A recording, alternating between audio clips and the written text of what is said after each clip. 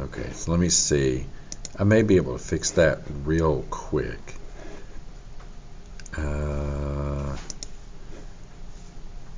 Oh, it is? Why does it have? It was in category of homework now. Yeah. I'll look back at that later as to why that has a little clock there. I'm not sure I understand that, but I'll. Is that something we can now make another attempt at? Yeah, I'm trying to make it so that, yeah, I made it to the 25th, but I don't know why there's a clock around it anymore. I'll have to look and see why that clock is there. But what I was going to do is sort of poke around at this one. Okay, wait a minute. Okay, did I click it? Oh, there it is. Okay. So I threw in a bunch of these tutorial things. Those are just, you sit there and you kind of watch and you answer a couple questions or so. And then let's see. I don't know what. Okay, I don't remember the review thing. Okay, so this is a little bit different. Okay, wait a minute. Standard view? Oh, okay. Oh, okay, so this is just simply, okay, I don't know how visually it looks out there. It looks weird on the screen. I don't know why. So this is basically a force that he has listed, and he says determine the projection of the force along the pole. So all you're doing is you're just dotting that with a unit vector that goes. This thing is in the way. With a unit vector that's going along the pole, which to me it looks like it goes 2, then 2, then minus 1. So you just make that a vector that's what is that? 2i plus 2j minus 1, or minus k. Make that a unit normal, dot that with it, and you're done. I don't know. Oh, it says there's a part B. I bet you it says find the other part of the component. I guess that's the next button. What? Oh, wait. Whoa. Next meant to. So was there only a part A? I guess there only was a part A. Okay. So the next button means the next problem. And it's not, let's see, Control and Shift. What is this thing down here? It's like a, oh, is it a picture? What is this? Okay. No elements detected. This looks cool. Okay, not sure it looks cool, but it says to draw the free body diagram, the point of the equilibrium. This will be weird. Okay. Okay, this is new to me, some sort of drawing. Maybe they've added some sort of drawing code or something to the internet. Okay.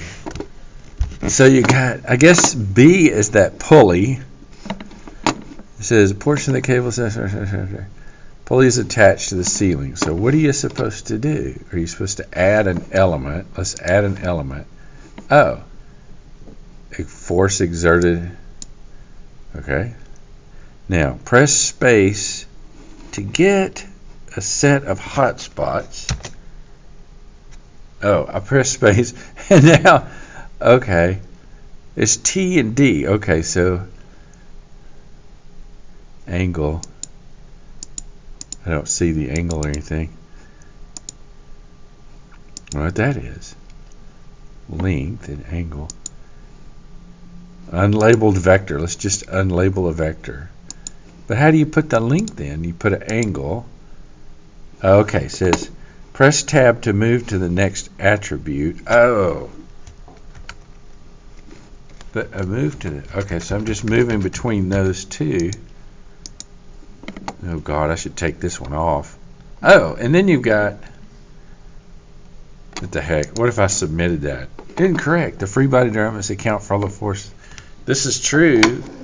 But you've put a funny, weird interface between me and, okay, let's add an element. So he tells me the 3 elements.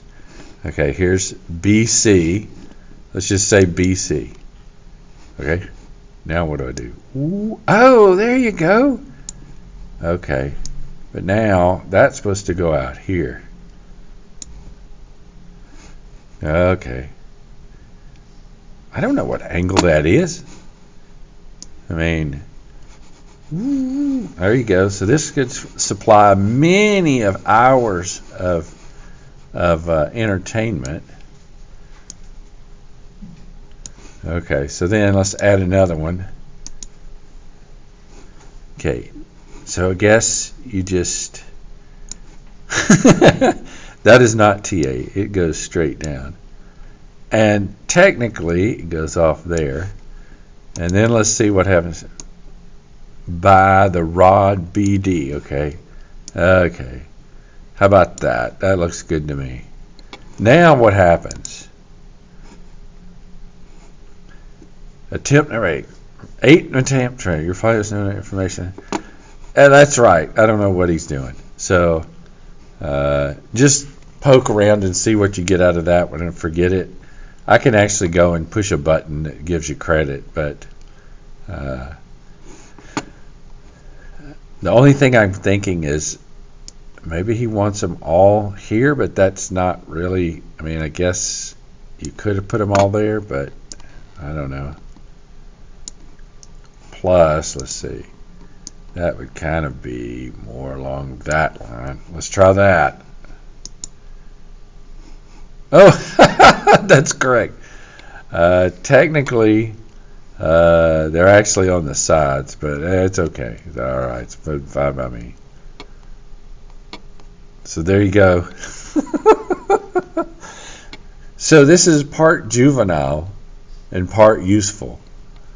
The part that's useful is like find the weight of the hanging mass. So what does he tell me? I'm going to draw the free body diagram. That's fine.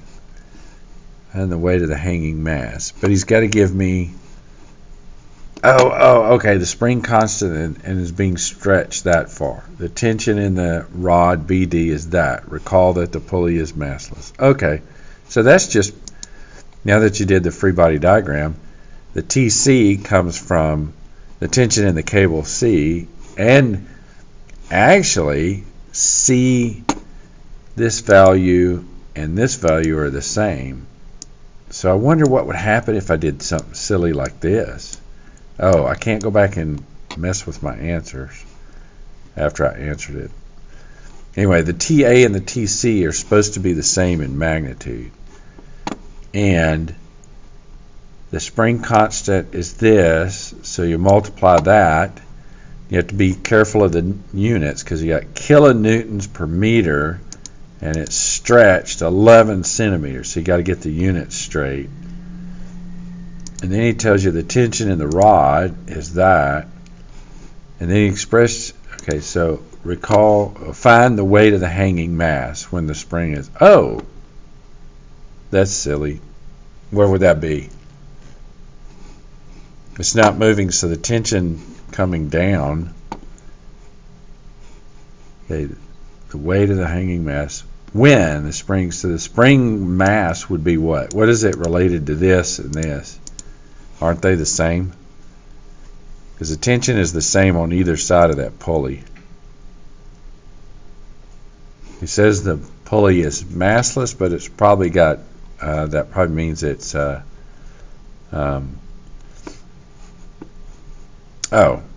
the cable segment attached to the spring is at a 50-degree angle from the ground. The spring has a spring constant of that. Is that the same thing? Yeah, it has the same thing.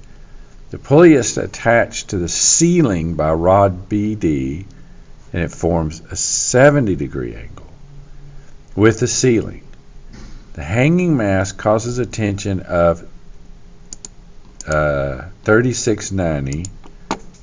What is the displacement of the spring? There you go. All right, well, at least I did the free body diagram. Okay, yeah. Going to the next. Oh, it's another spring. Those are annoying. I'm really sorry. So this one says, okay, the spring, you got spring 1 and spring 2, a distance apart. It's holding what looks like some sort of pipe, or I mean, it's got to be something that's holding a stability, because the center of gravity of this thing is above the pull. So it, if it's a disc, it'll fall out. But okay, so it says, as shown, the frictionless pulley hangs from the system and a cable. The pulley is equal distance from the two supporting attached springs at the ceiling. The distance support is 1.5 meters. The cable cannot stretch, and the length between the two springs is, I think that's 1.8, but I can't really read that. Okay, then he says, as shown, the mass is hung from the pulley. The mass causes the tensile force of 19 newtons in the cable. I guess that's your cable. And the pulley that sounds weird. Pulley to hang, and the pulley to, it causes the pulley to hang. H equals that value from the ceiling. Assume that the pulley has no mass. What is the weight of the mass? So he's already told you the distance between this thing. He's told you also, he told you over here, the mass causes a tensile force of 19 newtons in the cable. So this H that he's got helps you find the angle of the spring there. In other words, sorry. It helps you find. So what you got on a free body diagram is that and that and this. If you were like what he was saying, he wanted them to all touch, which that's okay. They'll have a free body diagram. Here's your weight. This being 1.5 gives you part of the story. The other part of the story is how far down it is, so you can find this angle. Well, this is a weird drawing. So you find that angle. And it gives you enough information to do that with that extra hanging distance. So, and the fact that it's halfway in between makes sense, because if you put it over here, it's going to roll to the center anyway. Okay. Then it says part B is find the mass of the pulley. The mass of the pulley. Okay, so he gave you that information. Assuming that the pulley has no mass, find the mass of the pulley. As shown I think this is part B is maybe separate from part A, maybe. Okay, so the mass of 4 point is hung from the pulley and spring. When it's hung, the tension in the cable. Okay, so this may be a completely different. And the pulley is 147 centimeters below the ceiling. Okay, because the tensile force is greater than the object, find the mass of the pulley. Okay, and that's pretty much it. What's the available hint? Coplanar forces. There you go. Sum force X is when I draw the free body diagram. Oh, hey, I get to draw a free body diagram again. Weight of the pulley. This is just too fun. Actually, I'm having more fun. Look at that. It got it right on there. Okay, let's add tension 2. Now, I wonder which one is tension 2. Ring 2. Oh, okay. I see that now. He likes them to be put on the... Now I'm going to do something weird and see what he does. See if he gets mad at me. Okay, an unlabeled vector.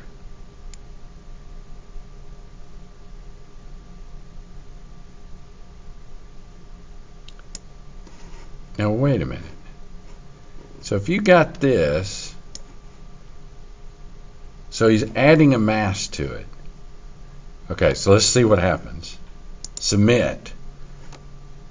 Okay, so first of all, This angle is incorrect. The angle of the tensile force in spring 1. So he recognized that. So let's see if I can get it. Okay, so he says 29. This says 143. So let's see what's... let's see. 143 and 90. That's 53, right? Okay. I'm gonna eyeball it and see what he says.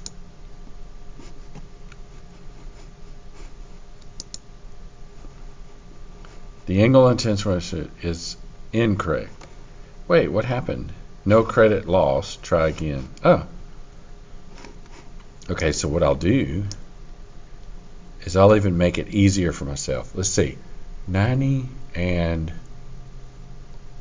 let's make it, because if it's 90, that's one thing. If I go 110, and then I go, see if I can get it. And this thing is really touchy. I wonder if you can type the number in the angle. Oh, yeah. There you go. I didn't even think about that. Hey, what happens if I do something like, okay, 90, 99. Oh, okay, so it does the graphics for me. Okay. There you go. Cool. Okay. Now, I know the angles are probably... What is it? When the weight from the hang object drawn is tensile force, it acts in only one direction, towards the source of the tension. Oh.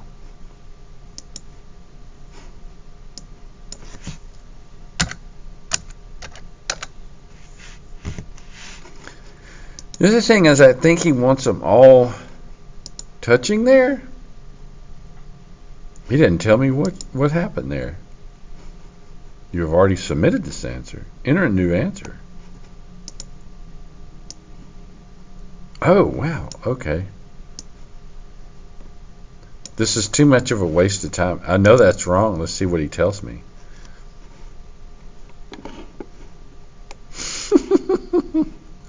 Anyway, I'm having too much fun there. What's hint 3? Oh. Okay. I can just imagine what keyboard control instructions. Okay. Expand or collapse the keyboard control. Reset. Help. Vector and moment questions. So they've written an entire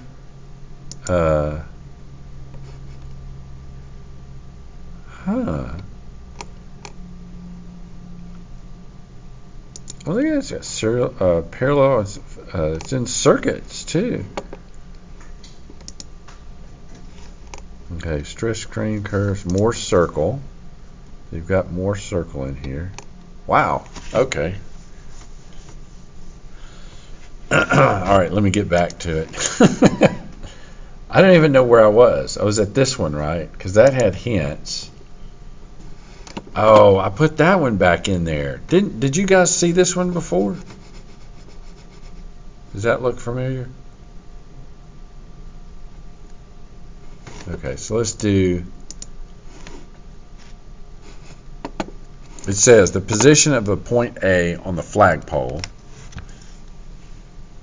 and point B on the light have been measured relative to the electronic distance meter at O. Oh, so somebody has a distance meter here as shown.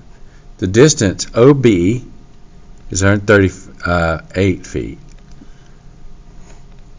And there's only one thing there. Is that it? Determine the distance between A and B. Oh, it's written in the problem right there. Okay, so that's written in the problem, and that's written in the problem.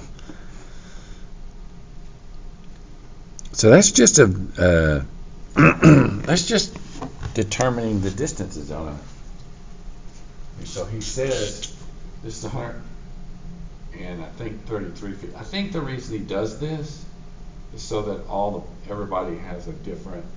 I think that says 133. No, it says 138, sorry.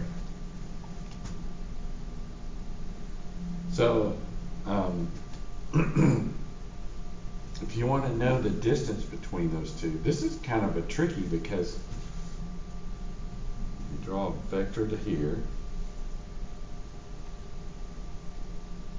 Oops, sorry, and a vector to there. And then subtract them. I don't know which one you want to subtract from one to the other. So you could say R to B plus R B to A equals to R to A. Now the question is, when you get all done, the distance would be that's going to be the number you're supposed to answer in 3 significant figures, and it actually has the feet there already. And so your key is to draw those. Okay, so this is, I think that says 45, and I think that says 30, and this says 235. No, 232. So if I were to draw to A, I've got the restriction of, okay, did I just say 230? So here, let's do this. I'm going to collapse it, and then I'm going to run it backwards. So when I collapse it, I think it's 330. I'm going to have to look back and forth. 30 degrees. So it'll be 232 or 38? 232 cosine. That's 30 degrees. So this part gets me there. Then I want to get that over on the X and then over on the Y. Luckily, I think that says 45 degrees. Yeah. So it's 45 degrees, so that gives you square root of 2i, but it goes backwards along the I.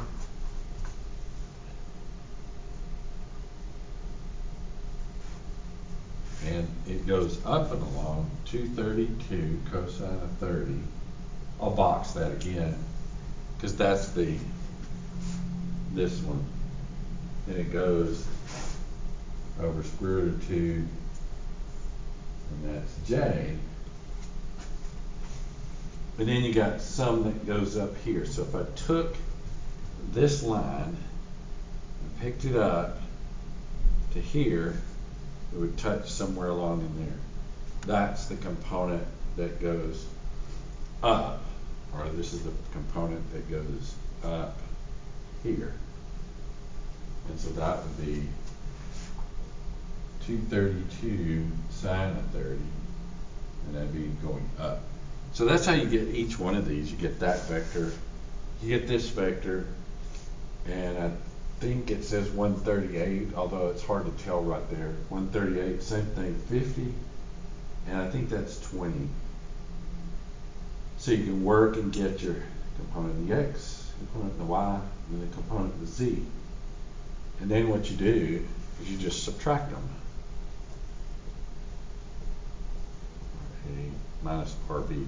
By the way, it doesn't matter, because once you find the magnitude is going to be the same either way you do it, RA minus RB or RB minus RA.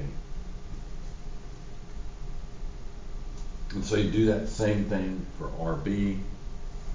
You subtract the two, then it gives you the distance between, it gives you a vector that points from one to the other. It'll have an X component, a Y component, and a Z component. I think. There's no guarantee, but in general, it should have an X and a Y and a Z component.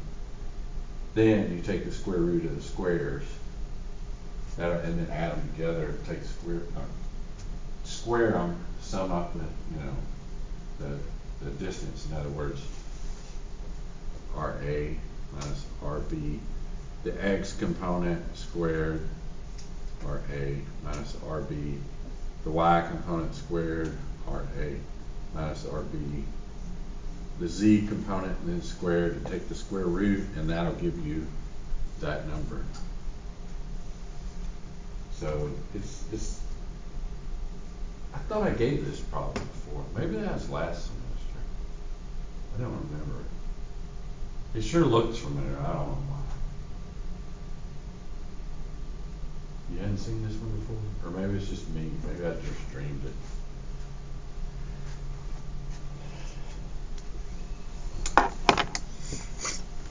I think that's it. Wait a minute. That says 1 of 8. What? Okay, now I'm really confused. Let me close this down. Oh, it's listing them backwards. Number 1, 2, 3, 4. That's really weird. Oh, wait a minute. Okay, so there's this one.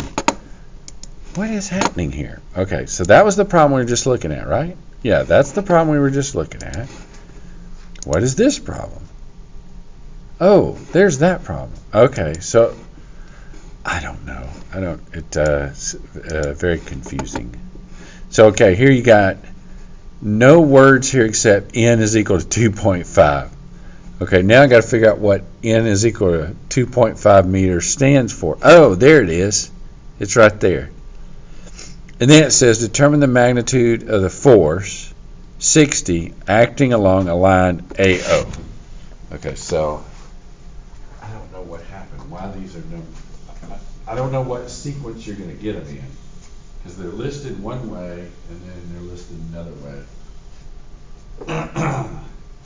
So what you got to do, there's two things you got to do. Okay, so this he says is 2.5. He wants to know the component of this force, this 60, I think, acting along the line AO. And that line AO is that blue line. So what you got to do first is determine the force itself. So the unit vector, which points from A to, I believe that's D. So there's your first goal. You find a unit vector that points there. How do you do that? Well, it's actually not that hard. There's two ways you could do it. One is you could run yourself a vector A to D. So if I run myself along the line, I could run here, here, here, and back up here. Okay, give me a second. So I move 1, 1.5. So this is going to be weird. If I add these, I got 1, 2, 3, 4 vectors. Sounds very strange, but say I ran down the z, so that's minus 1k. Then I ran out the x plus 1.5i. Then I ran back this minus 2.5j. Then I ran up plus 2k. So you noticed I ran down the k twice. 1, 1, 1, negative 1, and I went over and back up plus 1. So you can figure this out, and then you could say UA to D is nothing more than RA to D over the magnitude of RAD, and you're good. Then you take that vector, you multiply it times 60. Okay, in the book, he gets integers. He works really hard to get integers. I do not know if that's what you're going to get, but you'll get a vector. If you want to figure this out, let's see. So if I do this, this will be the vector R. So actually F will be 60 times 1.5i minus 2.5j plus k all over square root of 1.5 squared plus 2.5 squared plus 1 squared. This might, I doubt it, but it might end up having a term that's in the factor of